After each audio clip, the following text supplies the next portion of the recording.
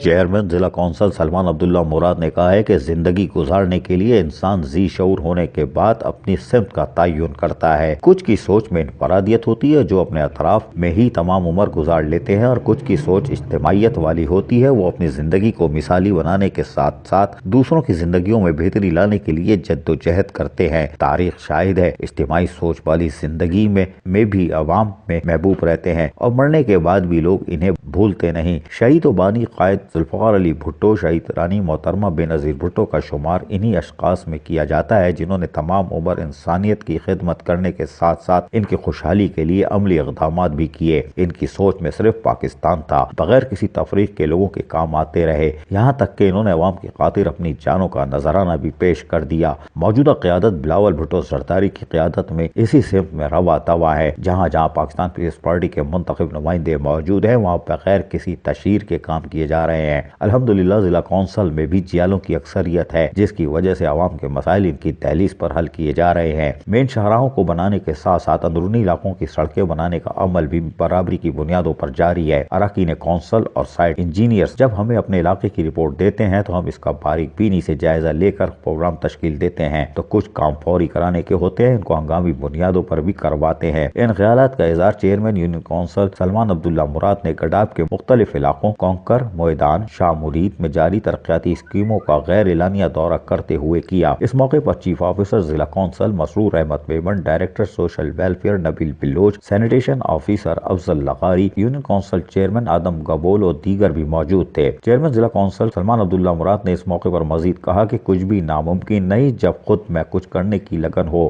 میری ہمیشہ سے یہی سوچ رہی ہے کہ جو کام کروں وہ خلق خدا کے کام آئے۔ اسی سوچ سے اپنے کاموں کا آغاز کیا ہے، جن کے سبب ایسے مسائل سامنے آئے جو پریشان کن ضرور تھے، لیکن میں نے ایک قدم بھی پیچھے نہیں ہٹایا، اور ثابت قدمی سے جو کام کیے اس کے ثمرات آج ضلع کونسل میں دیکھے جا سکتے ہیں۔ عزیز عارف، KBS بلدیاتی نیوز کراچی۔